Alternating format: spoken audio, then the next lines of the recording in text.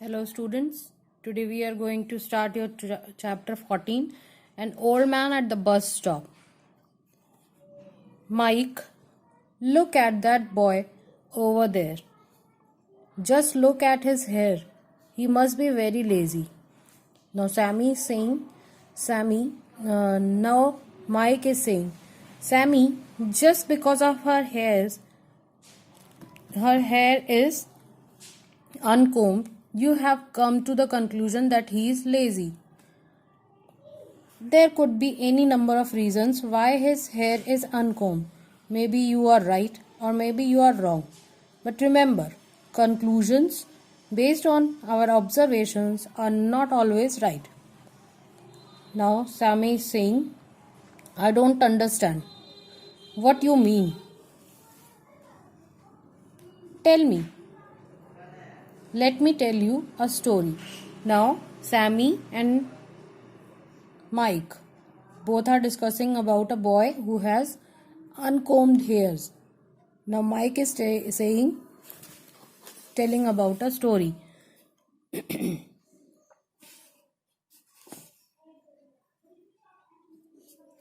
There was the first time I had traveled alone to a city. I lived in Mumbai. My uncle lived in Pune. My first independent journey from Mumbai to Pune was wonderful.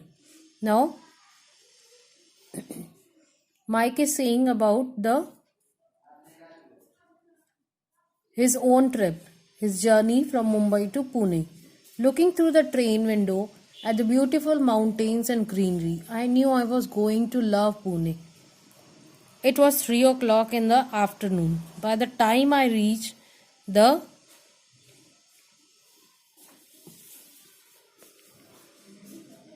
Khadki railway station, there was a huge crowd at the station.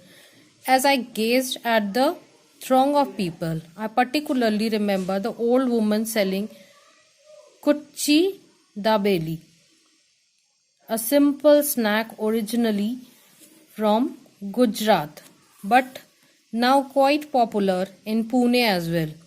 I ate 4 of the tasty snacks, savoring the sweet and spicy potato mixture packed between 2 buns, topped with onions and pomegranate, garlic, sauce, and save. I relished each one. After finishing, I remembered that I had to call my cousin. You see, my brain stops functioning if I'm hungry. Now, Mike is saying about his own journey from Mumbai to Pune, and at the Khadki station, he bought Kuldabeli. That was a snack originally from Gujarat, but still now it is popular around Pune. I called my cousin, and he said he would come by bus to pick me up. He asked me to walk towards the bus stop, which was close to the railway station. He gave me the direction, and when 5 minutes I was at the bus stops, he said that he would be there in 15 minutes and hung up. Ah, yes, I forgot to mention that my cousin has an annoying habit of arriving late. As I waited at the bus stop, I considered how I could get my uncle to scold him for leaving me waiting too long. I was pretty sure that his 15 minutes equaled at least half an hour or more. I started noticing things around me. The people of Pune were just like the people of Mumbai or any other city. Everyone was busy. Some vendors were selling vada pav. I bought one. After all, I felt I deserve it after having walked so much. Now he is telling about his cousin's attitude that he often uses. He was in a habit of coming late. Some traders were selling colorful key rings. A lady was trying to comfort her crying baby while gripping in the arm of another one who was trying to run away from her. A group of over-enthusiastic school children were sharing jokes, laughing loud enough to attract everyone's attention. A street dog trying to for its lunch was looking eagerly at the vada pav vendor. Now he is telling about the people around Mike. Among the hustle and bustle of the crowd, I noticed an old man. He might have been in his late 60s. His thinning grey hair modestly yet neatly covered his skull. He was wearing a light blue color, a light blue well ironed shirt. I was not sure if the light color of the shirt was its original color or if it had faded. The grey trousers that he was wearing perfectly complemented the might be faded light blue shirt. Then I noticed his shoes, black leather shoes that were polished, shiny, but had a well worn appearance. They might be his old shoes or his favorite pair, like my favorite pair of jeans that I had long given up on life, even though I was not prepared to give up on them. Now he is describing about the old man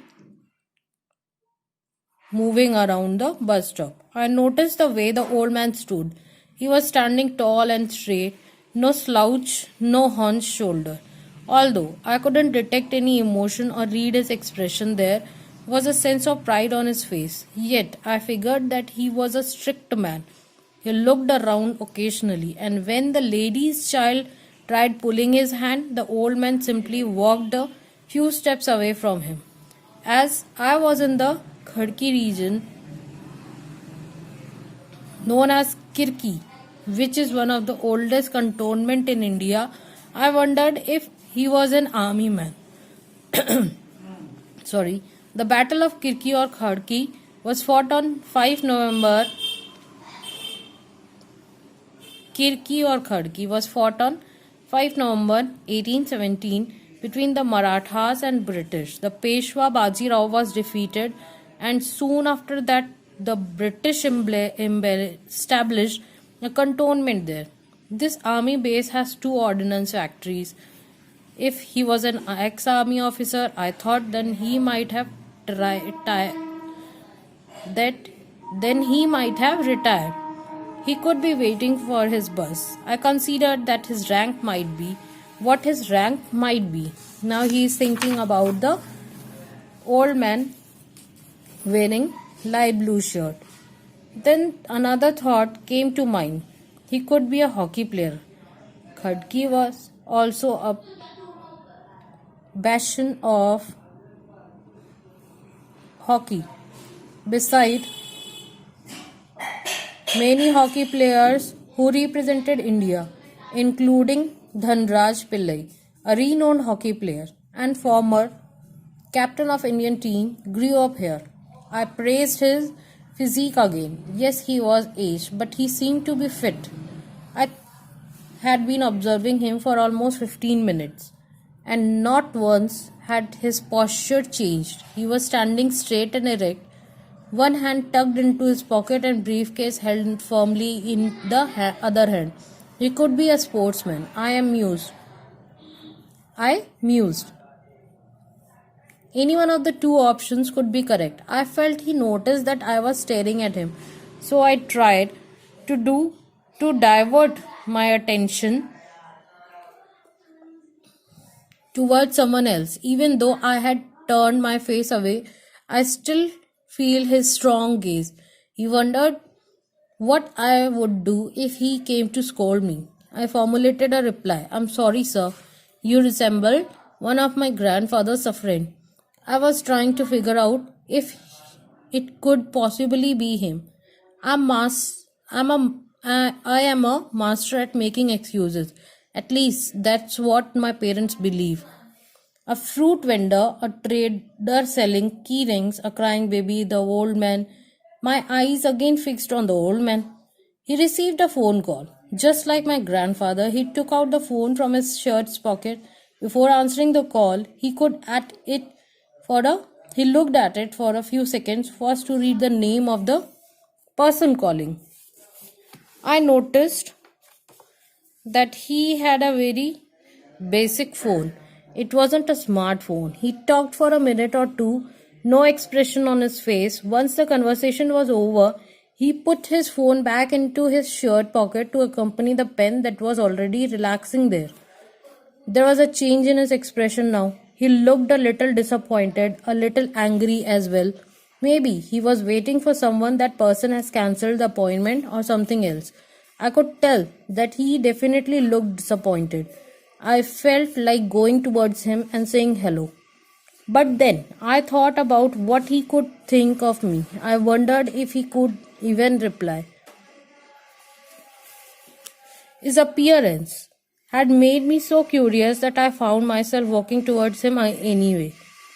However, before I could say anything, the bus arrived and my cousin called me. He picked up my bag and went straight to the old man. Hello, Mr. Catty. I am Mr. Verma's son. He has apologized that he could not come to receive you himself as he had to leave for an urgent appointment. I have to come to receive